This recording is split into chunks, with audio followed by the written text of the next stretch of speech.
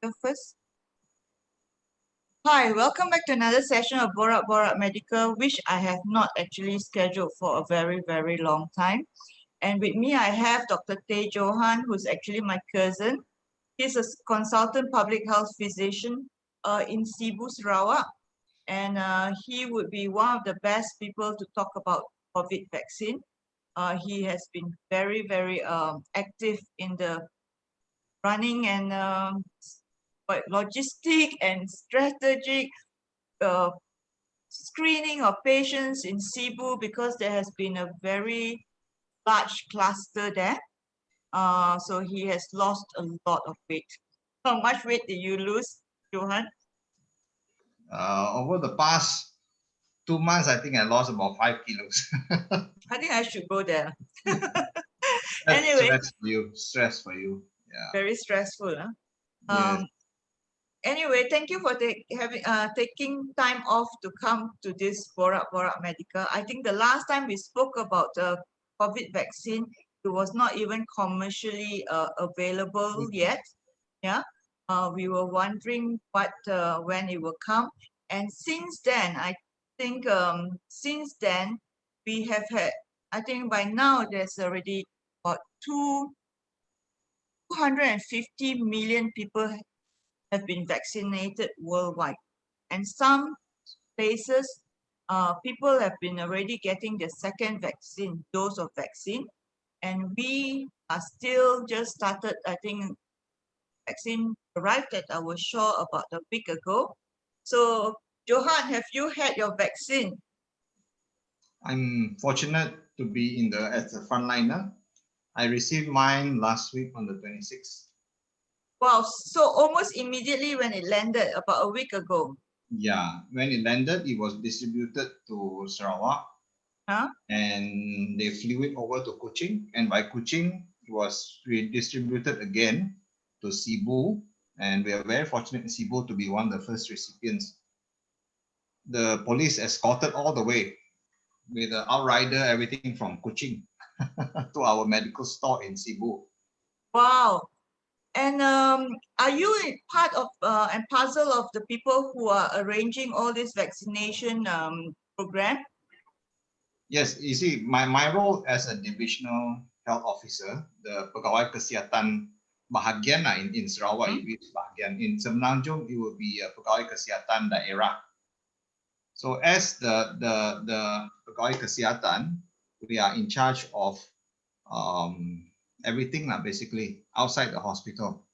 So for COVID, our office will be, I look after contact tracing, control, as well as vaccination, of course, as well as medical, our clinics, managing our clinics as well. So yeah, I'm part of our group. How many vaccinations are you planning a day in Malaysia? Are we In Malaysia, because phase 1, we only receiving 1.2 million doses from Pfizer. That's under phase 1.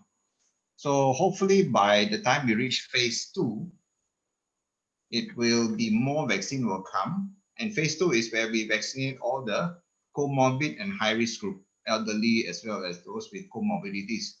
We estimate Malaysian population to be about, I think 20 to 30% will be in this group. So if you calculate the population of 30 million, it will be like what, 6 million people? But and that will go on. Yeah. There's been a lot of people who are skeptical about this vaccine. A lot, especially in patients who need it most, the vulnerable, those with a comorbid. They're coming to me every day. Sometimes patients are messaging me. They're worried that this vaccination will actually bring more harm than good. Okay, so we will speak about that in depth today. Now we have already had 250 million people being vaccinated. Or let me rephrase that, maybe 250 million vaccines have been administered. So some are already double dose.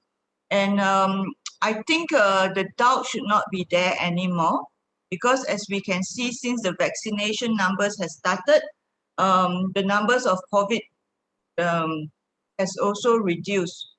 Do you believe that this COVID numbers is reduced by the vaccination alone? Definitely, because we have tried. You see, in public health, we have tried every single means known to man to stop this virus. We have, what do you call it, quarantine. We have isolation. We even summon people who break the law. We've done everything under the sun, under the public health section. And Of it's course, not, summon everyone but the politicians, sorry to say that. Okay, go on.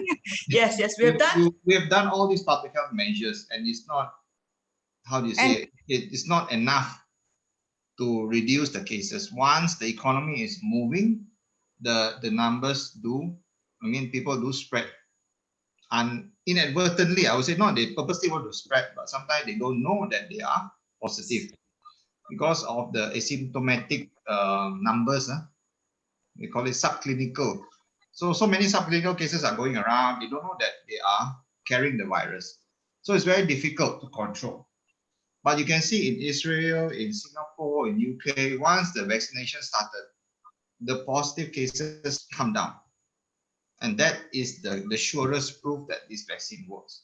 Yes, and the most amazing part is, for example, in places like Israel, where there's, I think about 80% of the population has been vaccinated. Yeah. More so the vulnerable and patients who have morbidity, they have seen a drop in severe cases of COVID by almost 90%. And this, of course, they have been using the Pfizer vaccine, but this also has been reported to be true for the Sinovac vaccine in Turkey, where there is a drop in severe cases. Sorry, I'm going to mute you for a while. So I think there should not be any doubt about this vaccination. And the side effect of this vaccination is, of course, somewhere between 0.1%. And it is very, very low.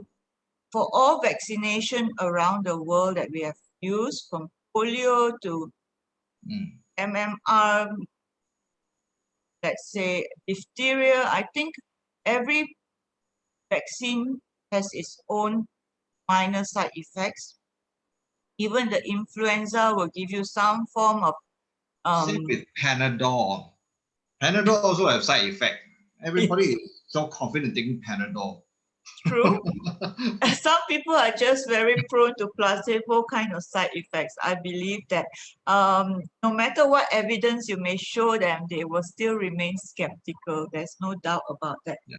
So who are those that we think should definitely need this vaccination? Definitely people above the 60? high risk. The high risk group. So the high risk will include people above 60. Yes. Patients with heart diseases, diabetes, kidney failure, obesity. Obesity is a high risk. Unless you can lose weight, which is also a good idea. Patients with kidney diseases, lung diseases. Okay, so there was a debate about patients with cancer. Okay, because I think most countries would advocate vaccination for patients with cancer. But then KKM, of course, Ministry of Health came up with a statement that patients with cancer should not be vaccinated. But then I think today there is some parent from KKM's, the guideline for COVID-19 vaccine, which states that, okay, patients who have cancer, if they are immunocompromised, means their immune system is low due to the disease or treatment. For example, when they have a bone marrow transplant or stem cell transplant, they should not be vaccinated until 3 months after transplantation. Okay? If they have solid organ transplant, let's say kidney transplant or liver transplant, again, they should not be vaccinated until 3 months after vaccination. Now, if they have hematological, means blood disorders, blood cancer, then it is advisable that they receive this when their blood cells level are better, or with advice from their physician. Now, patients with chemotherapy, immunotherapy, radiotherapy, or targeted therapy, patients with cancer, with all this, they can be vaccinated, but provided that they discuss with their personal physician first, their oncologist first. Okay. Other than that, most patients, okay, with serious illnesses should be vaccinated, especially if they are above 60. So even neurological diseases like stroke, cerebral palsy, even Down syndrome. Okay. Now, how about pregnancy, Johan? Initially, we were told that pregnant women or breastfeeding were not to be vaccinated. But I think recently they came up with a circular that even pregnant women can be vaccinated. Yes. I think the priority groups is now pregnant women. So in this lampiran, it says that pregnant women should be vaccinated, and it should be between 14 to 33 weeks. And patients who want to be vaccinated do not need to what you call it, a urine pregnancy test, because if they are worried they are pregnant. It's not necessary whatsoever. And patients who are breastfeeding, if they're vaccinated, especially for the frontliners, there is no need actually discontinue breastfeeding after the vaccination. So I think there is no doubt whatsoever about the group of people that needs to be vaccinated. Is there any question at the moment? Sorry. Okay. How about those who should not be vaccinated? Can you hear me? You mentioned just now, right? You already mentioned those cancer and all that. No. The one that with the serious anaphylaxis reaction. Oh, definitely lah. The one is standard for all this one. It's just a precaution. Yeah. If you're easily allergic to anything under the sun, then we advise you not to. Okay, but if you're like allergic to prawn a little bit, you're still safe. That's right. So this allergy, if it's just a little bit of rash, if it's just a little bit of eczema, okay, a little bit of itchiness, then there's no doubt that you should be vaccinated. And you actually can be vaccinated even if you have history of severe allergies, okay, but you need to be vaccinated in a hospital setup. If you have allergy, you can be vaccinated and you have to be observed for 30 minutes. 30 minutes, and a normal observation is about 15 minutes for most people. So can you tell us about how you feel after your vaccination? Actually, first of all, I would like to say that this mRNA vaccine, there's no protein content inside. So it's very, very safe. Most of the cause of allergy is actually protein.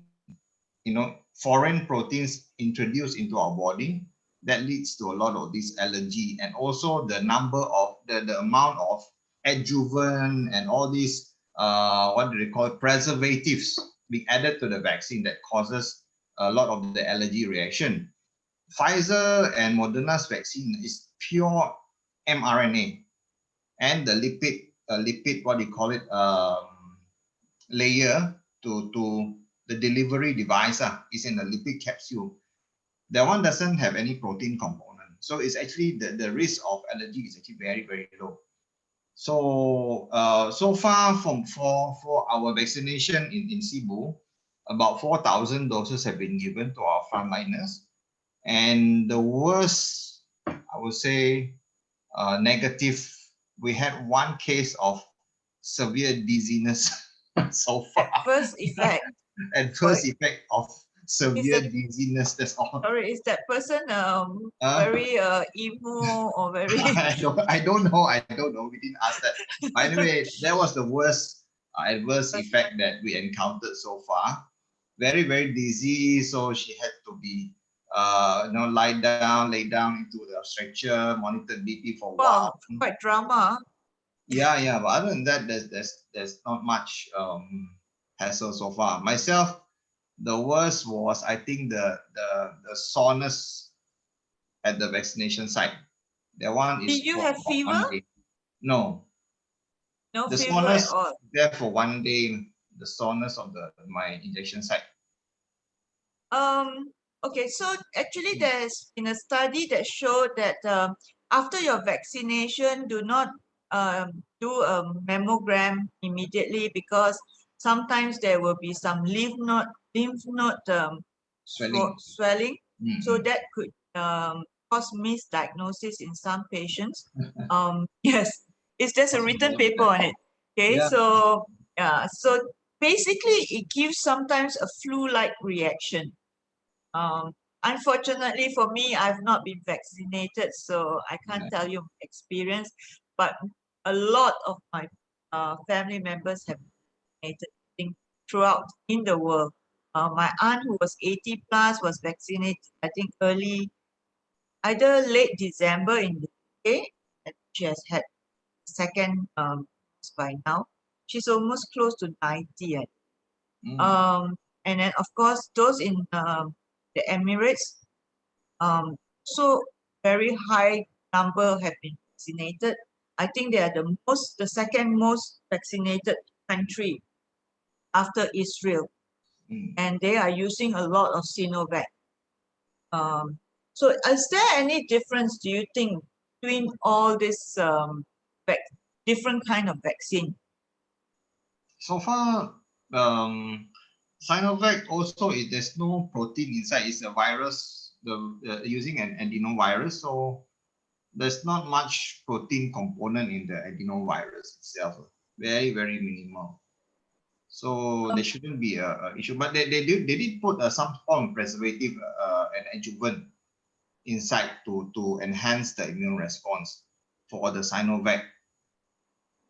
So that may affect some, I would say, may have a greater adverse effect than Pfizer and Moderna's one. That's what people say. But anyway, so far from studies, phase 3 trials all over the world,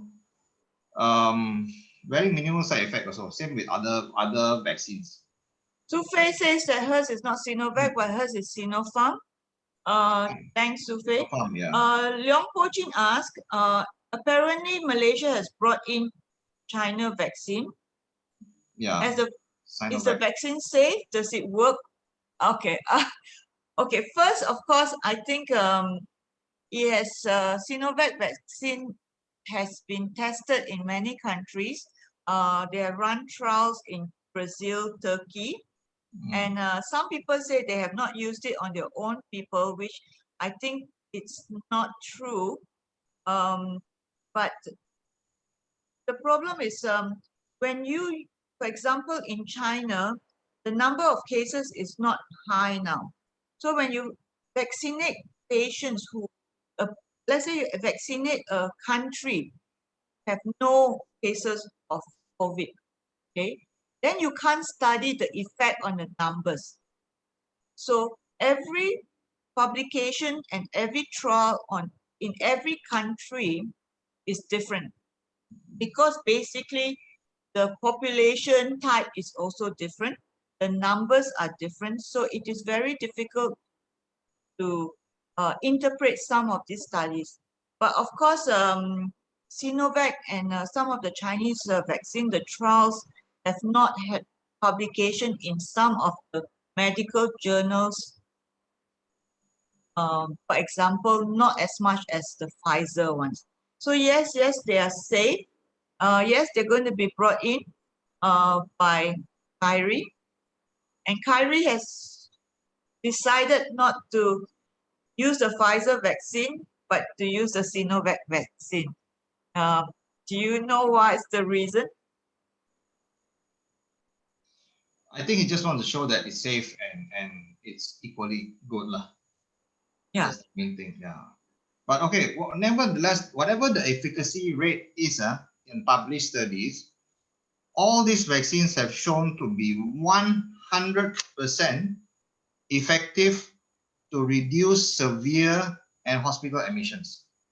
That is the most important thing. Even the Sinovac vaccine, the AstraZeneca, the Sinopharm, all that, they have proven to be almost 100% effective to reduce severe COVID-19. Yeah.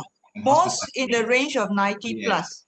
No, even the Sinovac also, even though the efficacy, they said is about 70-60%, but it's 100% effective to reduce severe and hospitalizations.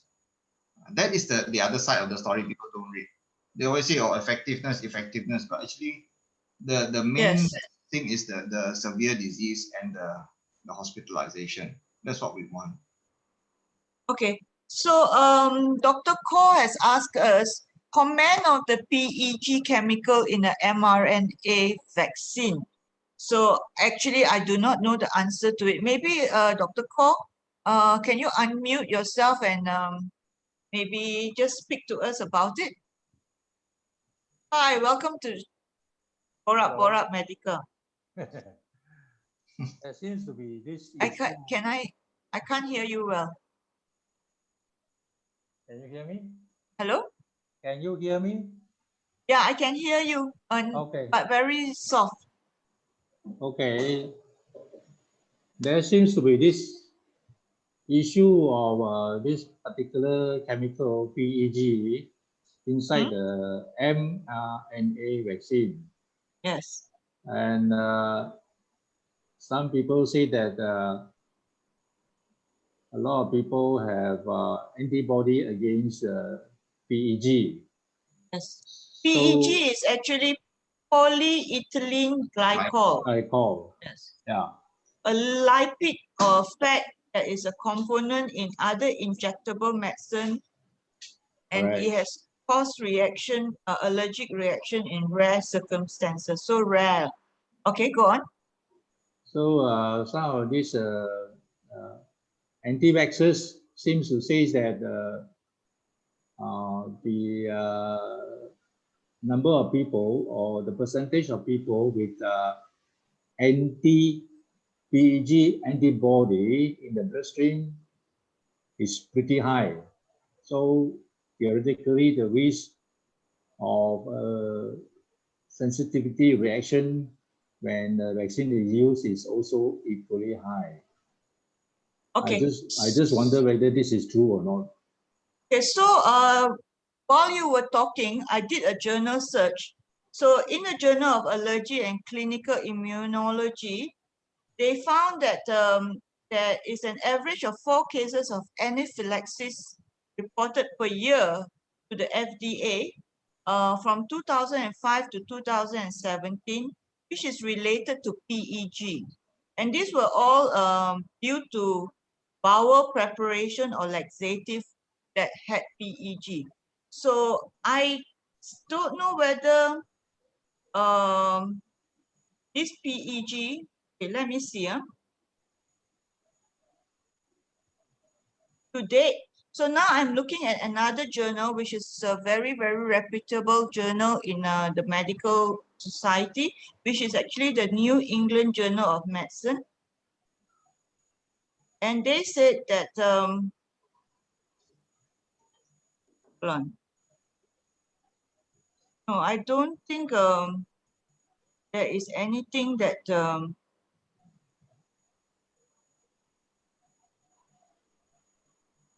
no, there is not much of a problem at all. I think anaphylaxis, okay, until now, anaphylaxis is a word that many people cannot even, are you hearing me? Yes. Okay, so anaphylaxis is a term that many are not familiar with, okay? In actual fact, a lot of doctors don't even know how to treat it. I read an article before in again Lancet, and this intensivist. His son had an anaphylactic shock after eating peanuts, brought to emergency in UK, and they didn't know how to treat him. They only knew how to give IV hydro. They didn't know how to give adrenaline. Yes. That's Okay. bad. Yes. So anaphylaxis actually is a severe allergic reaction. That is the main problem is actually either a drop in blood pressure or bronchospasm.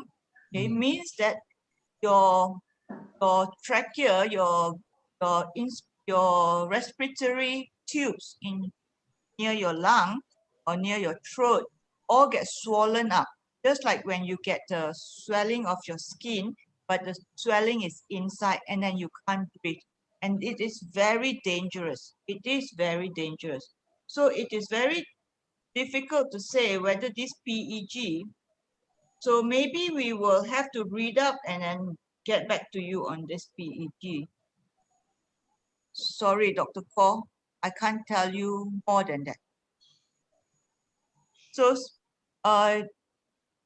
Dr. Yu Qian Lim, I don't know which is your surname, Yu or Lim, said that Sinovac only approved for use in China early 2021. Main phase 3 study data main phase 3 data is study Brazil. Data only via press release without yes. True.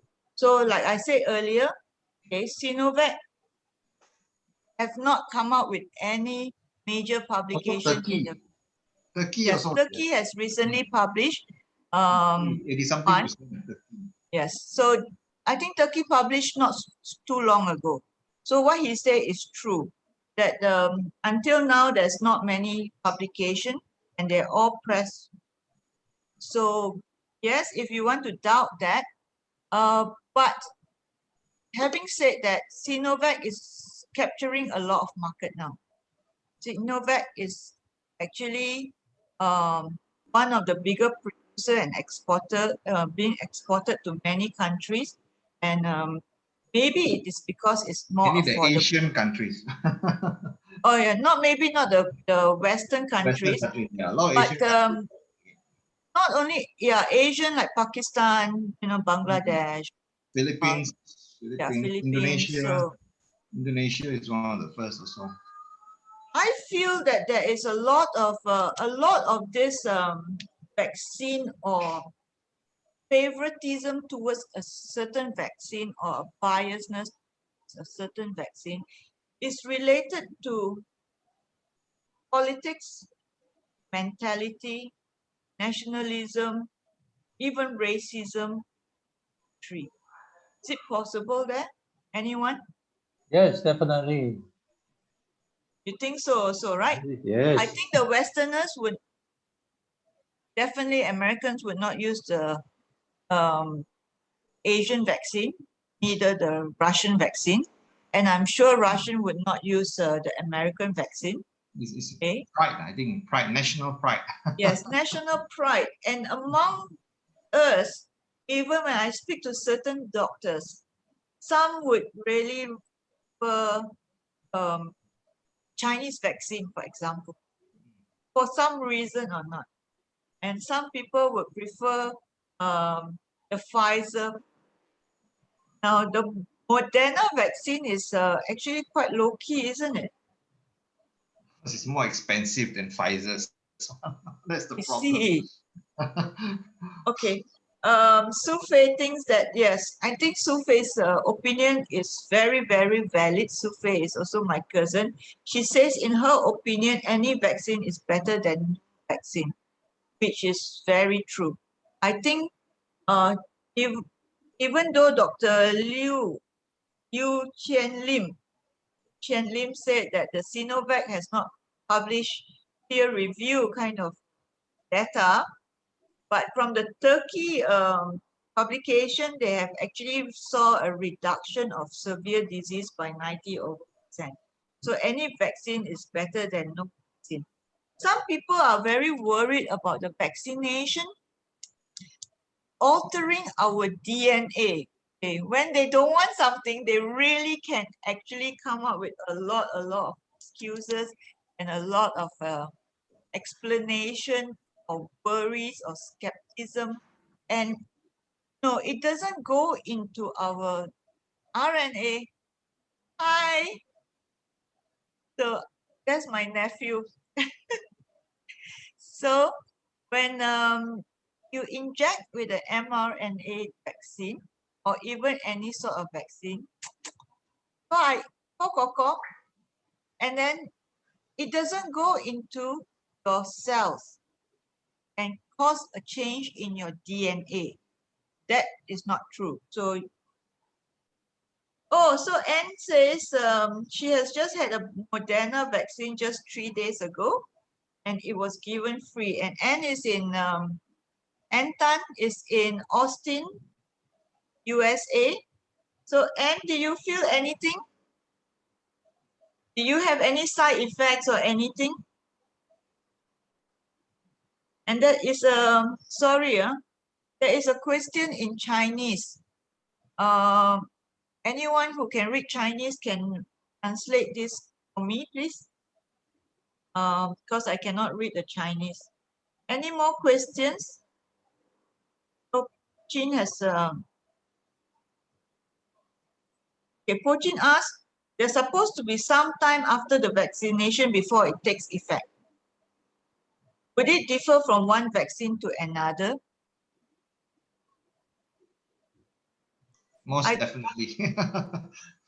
I don't think I think the level of antibody will actually slowly increase to maybe 2 weeks or so, and then it will be achieved at the maximum level. And now, because a lot of people have been vaccinated, more and more people know the data, and they think that the vaccination can actually last about 7 to 8 months. Whether this differ from one vaccine to another means we don't know yet. yeah, we don't know yet. It's too early to know because this is a very new disease and this vaccination. So imagine now you only have the numbers that have been vaccinated is 250 over million, and it looks like a lot, but our population is running to billions, and we need to vaccinate at least 3/4 of the world population to actually develop herd immunity so that we will all be safe. So we have still a lot more to learn. We don't know whether the antibody will last the same period of time for each and every vaccine. We don't know whether it takes the same. Okay. The reason is because we are looking at numbers of patients falling ill after the vaccination more than anything else at the moment. To actually see whether the vaccination takes effect, we have to run randomized trials. Means we have to randomize patients and compare head to head between 2 different vaccines, and after which we must also check the antibody level for every patient. Then only we would say that we are scientifically proper getting this information. Say that? Yeah, it's going to take some time before. I mean, it's a what do you call it?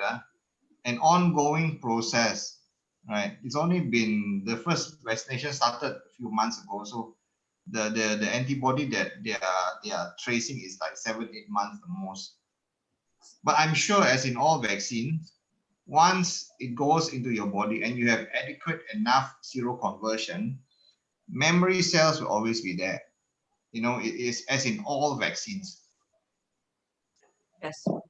As you see, in hepatitis vaccination, Yes. there was a period of time people say you need booster, you need booster. And then after decades of knowing the vaccine much later, then we realize that there are memory cells. Means even though the antibody level goes down, but the moment the virus attack you, actually will remember your and actually produce the antibody. So sometimes it takes a long period before we can actually understand our response to vaccine better. Oh, thanks, Yu Qian Lim.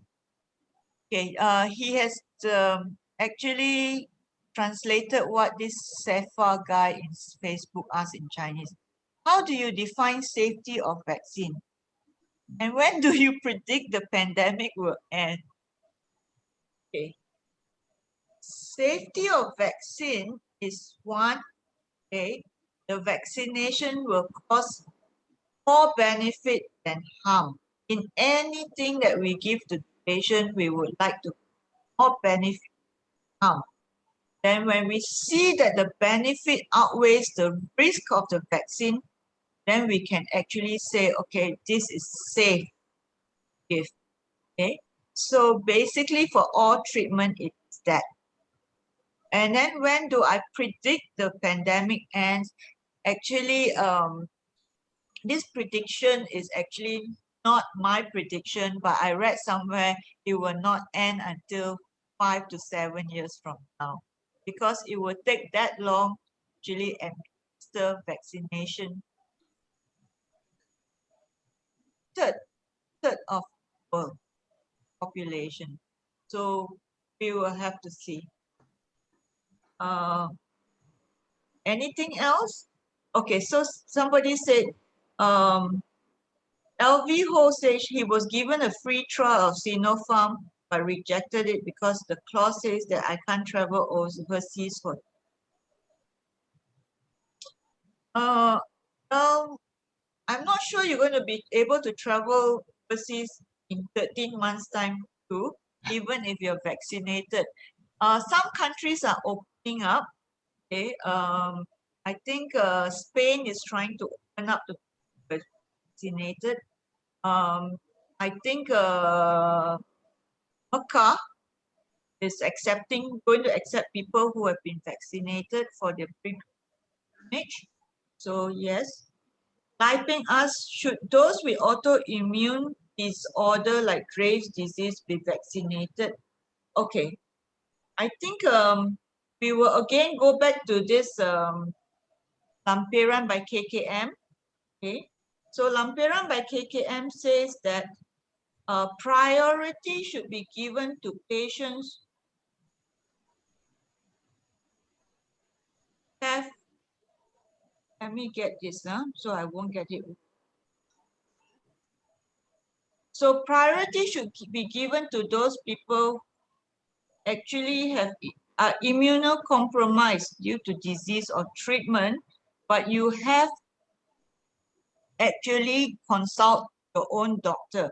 So in autoimmune disease like systemic lupus or rheumatoid arthritis or psoriasis who require long-term immunosuppressive treatment, and those who are receiving steroid up to 20 milligram, you need to discuss with your doctor. That's what they say. So I hope that answers your question. So you need to discuss with your I got something to say. Yeah, sure. We don't have long-term safety data from mRNA vaccine. So because of that, some people feel that it's safer to use Sinovac vaccine. But then because it is made in the traditional way, right? But then on the other hand, even though it's made in a traditional way, but the vaccine is a new vaccine. It's a new virus, so has got new protein. So at the same time, it is also new. So then we can say that Sinovac vaccine also don't have data for long-term side effect. But then people somehow seems to be comfortable with it. They are willing to take Sinovac vaccine without the data of long-term side effect, but then they are not willing to take the mRNA vaccine. I thought that's a bit of a...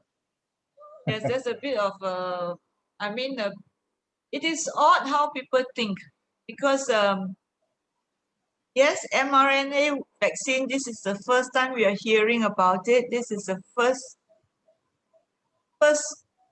time, okay, we have a pandemic of this, and this is the first time ever where we respond so quickly with a vaccination program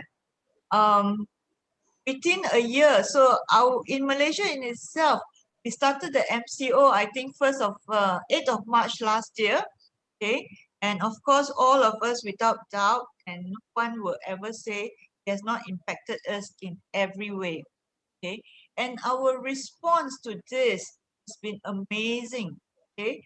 So this is a new technique.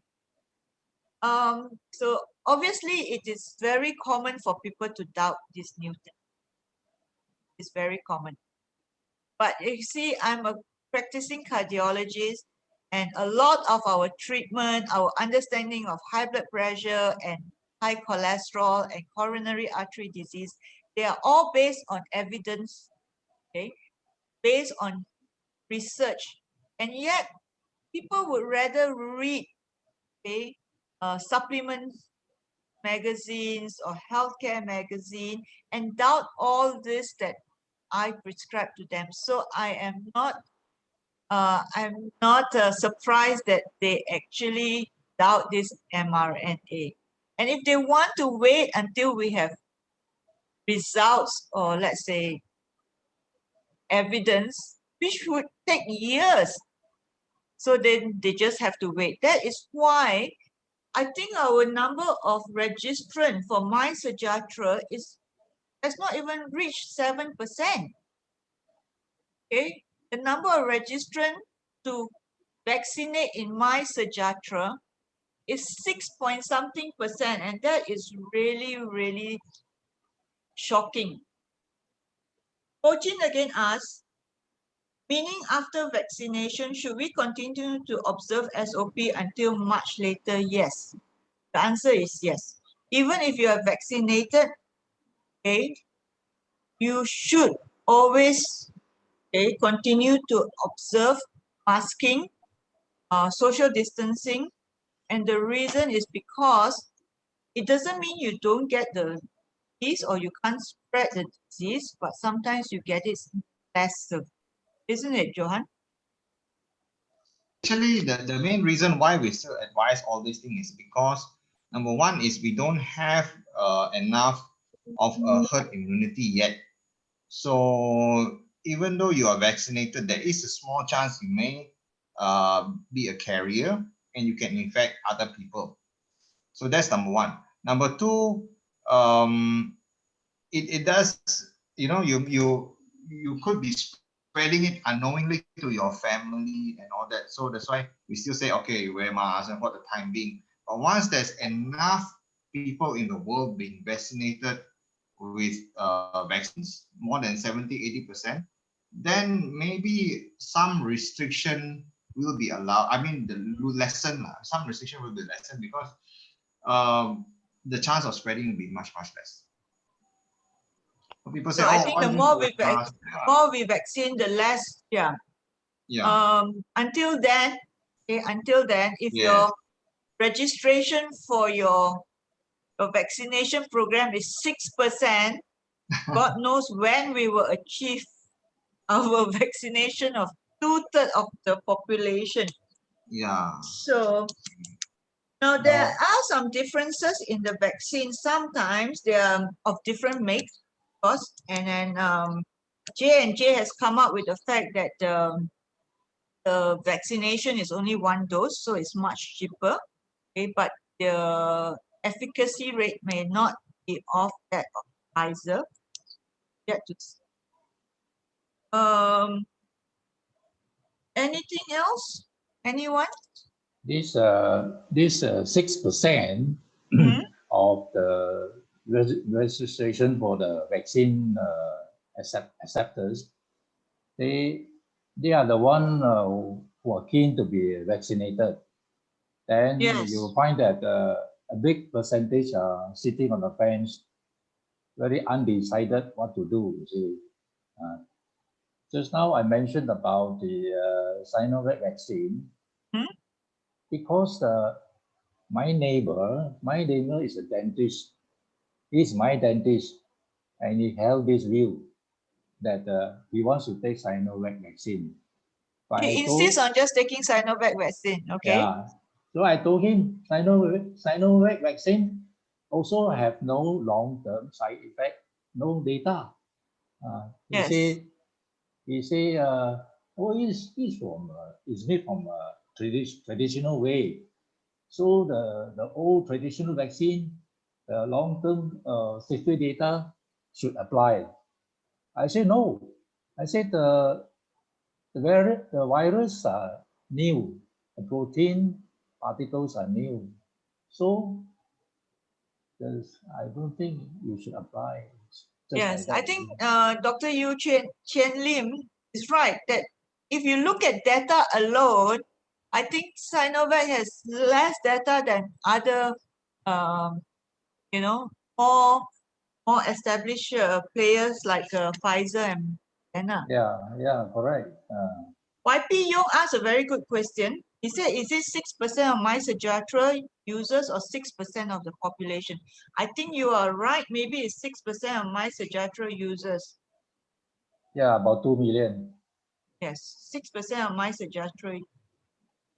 Yeah. But even like, for example, the frontliners, we have to register with MySejahtera. We have to register with PKD. And Selangor has not even started. Yeah. So, okay, I think we had a very good session. Anyone wants to ask any more questions? We've been speaking for a long time. Any last minute questions? I hope. Okay, Yes, more go on. question. One more question. One of my friend insisted that mRNA vaccine is not a vaccine. It is a drug. Yes, I think he's not the only one. I think don't I know. read an article that, a group of people actually came out with a statement that this mRNA vaccine is not a vaccine. Okay, it is a drug. And I think that is a very, very disturbing statement, especially when you are not okay, to say that to a general public. Let's say there are people with influence, okay, and they're not doctors, and to say that, it is very disturbing to me. Anything that can actually increase your immune system towards a certain disease is a vaccination. Okay, just because Yes. it is a new technology, a new method, it doesn't mean that it's a vaccination, not a vaccination. So let's say 200 over years ago, when Edward Jenner came out with this vaccination, it is a vaccination. It is still new. Okay, it cured us of smallpox, truly cured us, and it eliminated this whole smallpox from the world. So Ryan asked or said, Malaysians are afraid of Sinovac because it's from China. I think you'll be surprised.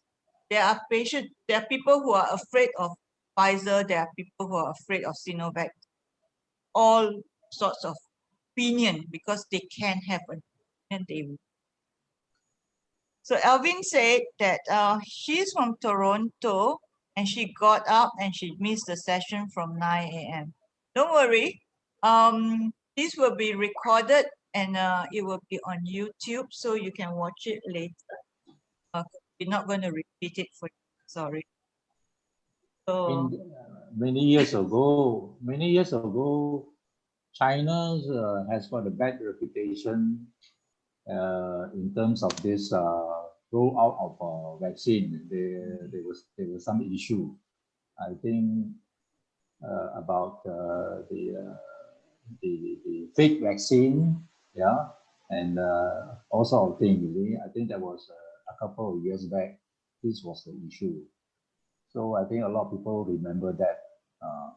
So this could be one of the reasons why some people are a bit hesitant about the medicinal product from China. So, I think now at this present moment, because with the COVID, it has placed a lot of other countries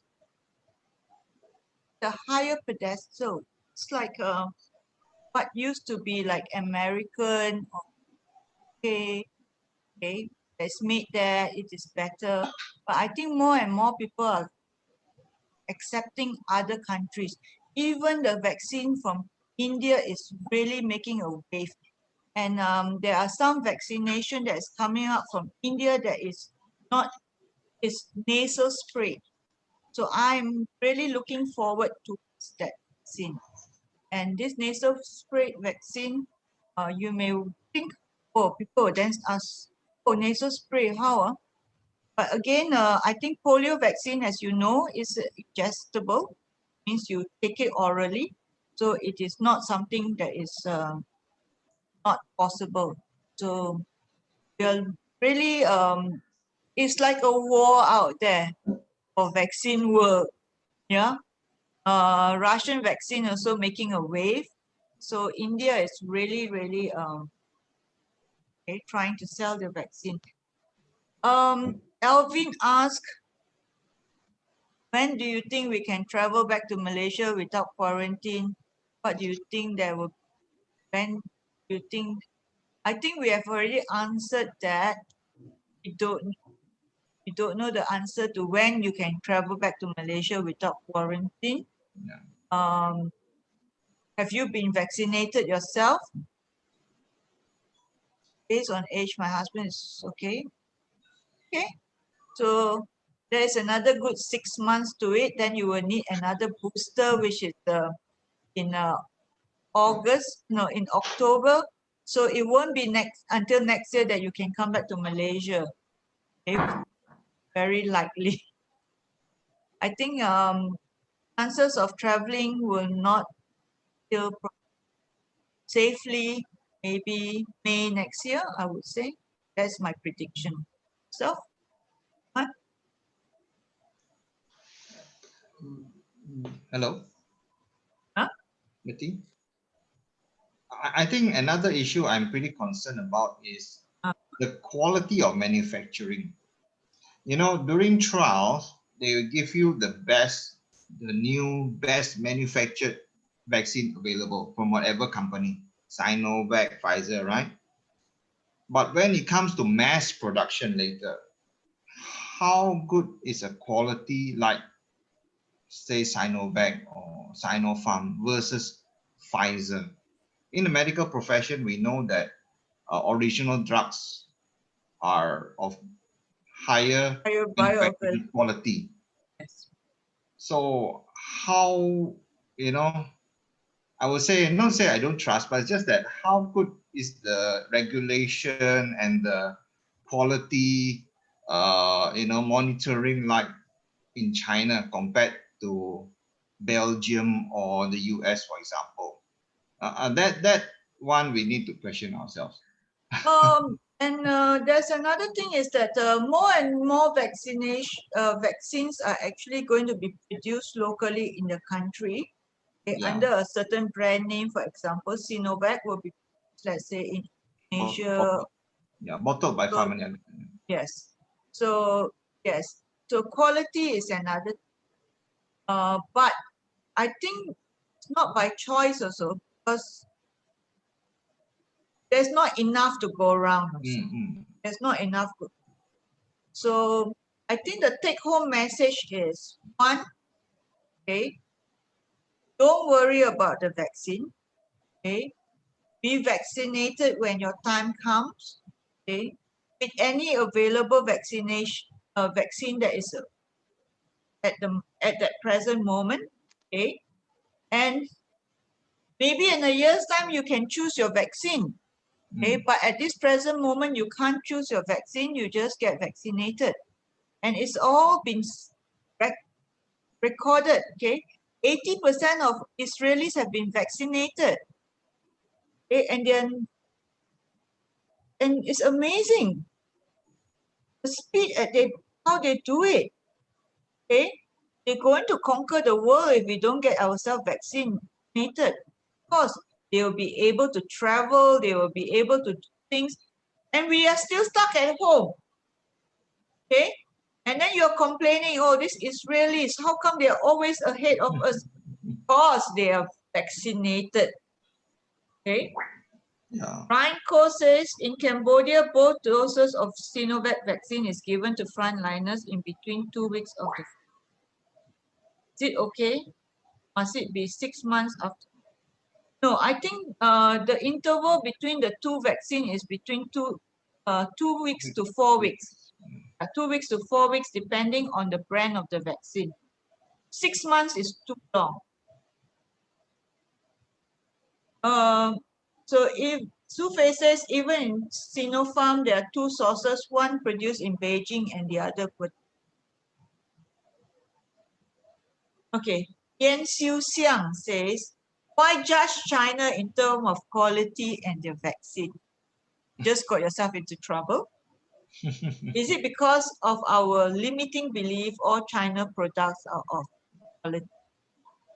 Just because once upon a time Chinese have quality stuff. Possible, yes. Maybe it's a mentality that we have brought along with us from what we learned previously. Possible.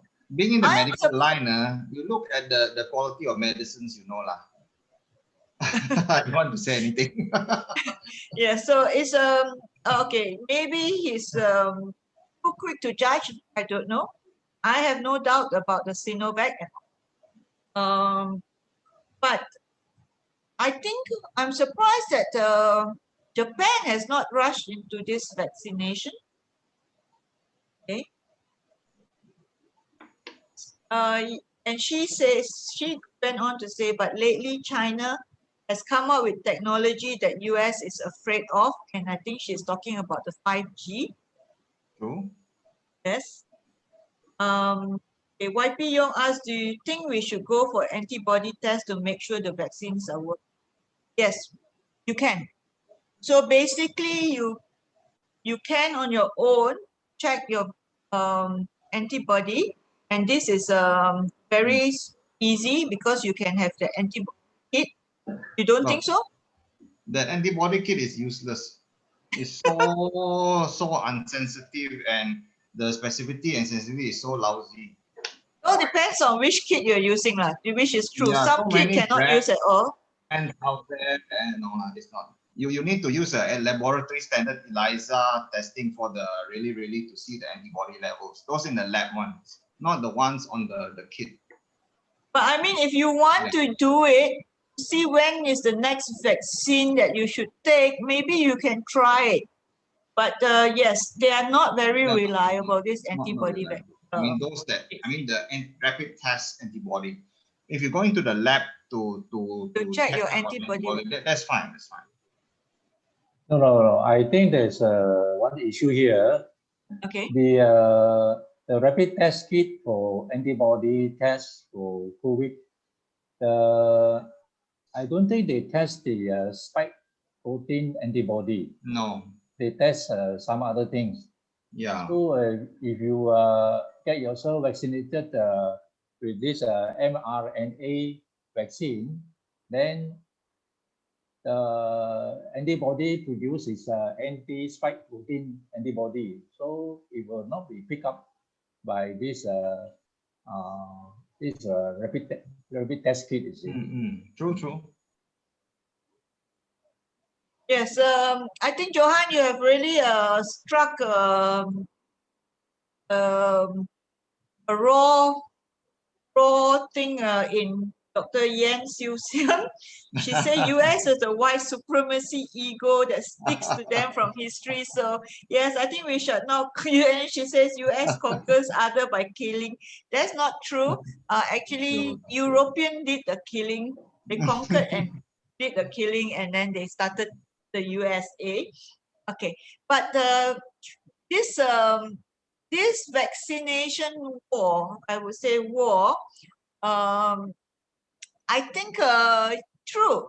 You see, it's because the UK and they voted for Brexit, and then the European Council refused to use the Oxford vaccine. So there are some right. So yes, yes, Siu Sang, yes, I agree with you that that a lot of it is, like I say, politics and nationalism and racism and mentality. We shall not go into men. We shall only talk about vaccine. So I think we will stop here. We have spoken for about an hour, unless there are some burning questions. But if there's none, thank you and joining us today. Maybe we will do another session few months down the road and then see what how Malaysians are doing, because we are only in our first week of vaccination. Yeah. First week of vaccination.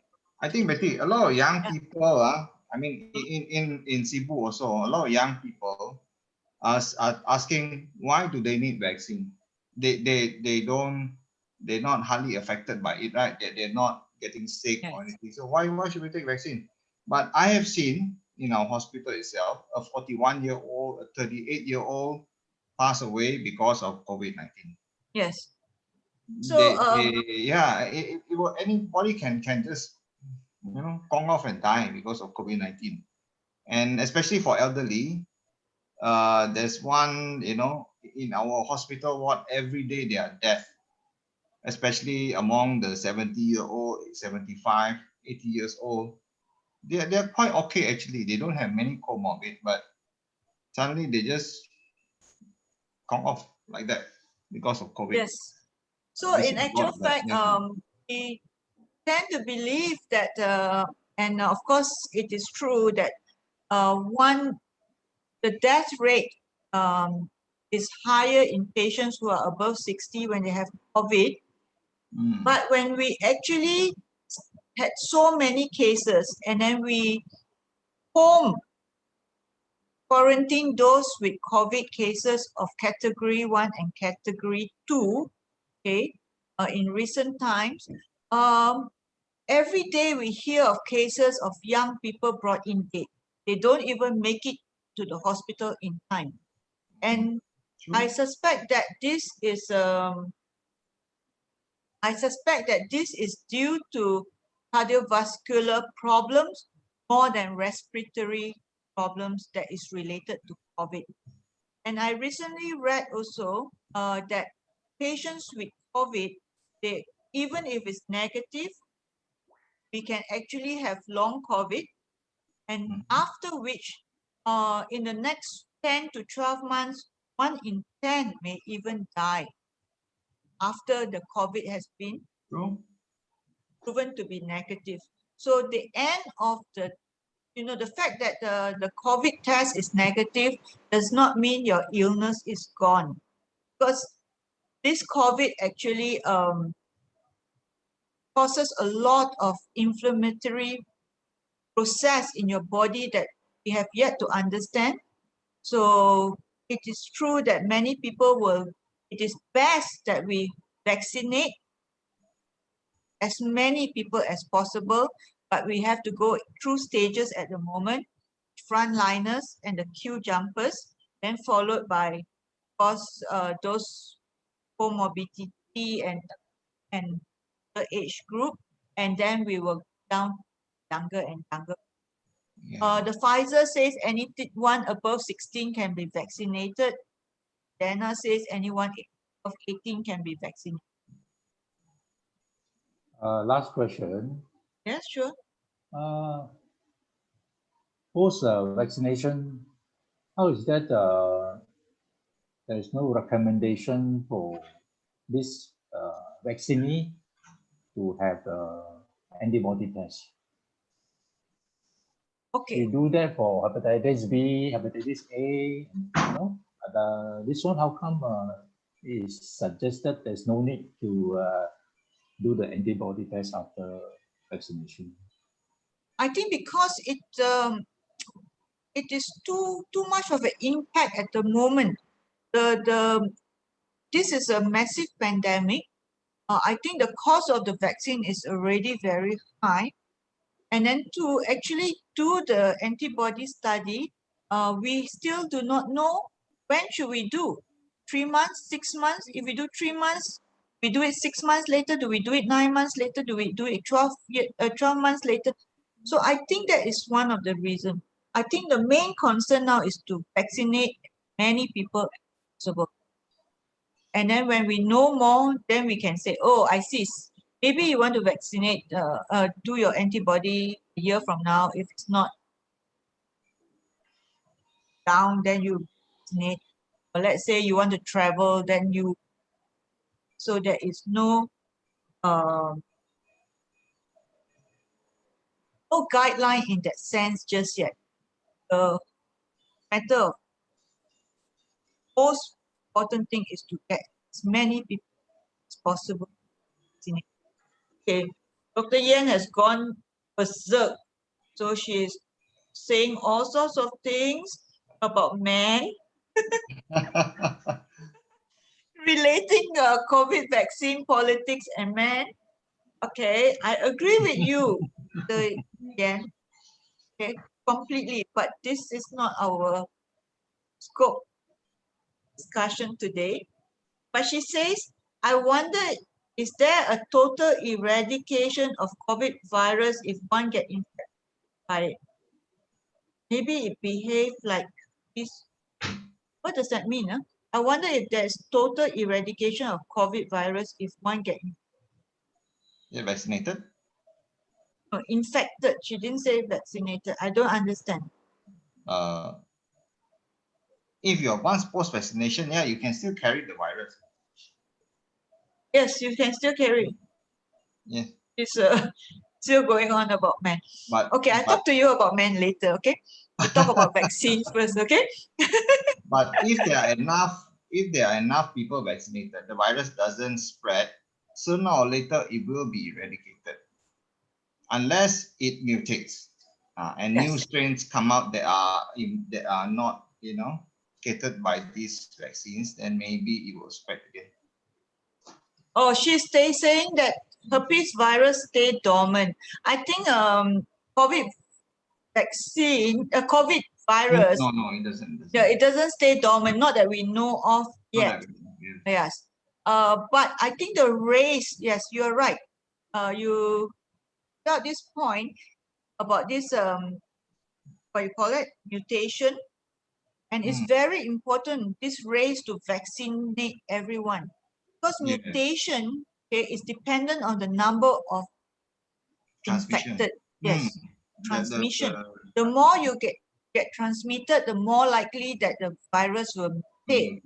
Okay, so the only way is to chase this vaccination so that your numbers keep on going down, and the numbers of mutation then is initially when a mutation starts, okay, it will be very similar to the COVID virus or any virus that is the main virus. Okay, and so maybe your vaccine still acts. But if it goes on rapidly and we don't contain this problem, then we will have another pandemic. Okay, can you imagine like a pandemic in a pandemic in a pandemic within a pandemic? It will be like inception. So mutation can happen in the body too. Yes, yes. You mean the virus can mutate in the body? Yes, I think that's where it will mutate, because it will, that's where it replicates, right? Yes. So I think we should. She thinks that we will have another pandemic. Okay. So I will stop here. We have spoken for almost 1 hour and 15 minutes. I think if we go on, Dr. Yan Xiu Xiang is going to explode and implode. So I see you then. Thanks for coming, joining us on Zoom. Those that have joined us on Zoom. Oh yeah, I think I forgot to read Alvin's. Do young kids need to be vaccinated? No. So far, all the vaccination has been for 16 or 18 and above. So they have not tested in children, and I think they test in children because transmission rate is actually very low. It's much lower than adults. So Sufei also says that we need to contain this as fast as possible to start it. So I really wish that all of you will cast away your doubts about this vaccine, okay? Don't worry which kind of vaccine. It's better to have any vaccination than not to have any especially if high risk group. With that, thank you for tuning in to Borak Borak Medical. We'll see you the next time. This is as and when at the moment, so I have nothing scheduled. Okay. See you, Thank Johan. you. Thank you, guys. Bye, Bye. everyone. Bye. Thanks so Bye. much for coming Bye-bye. in. Bye-bye.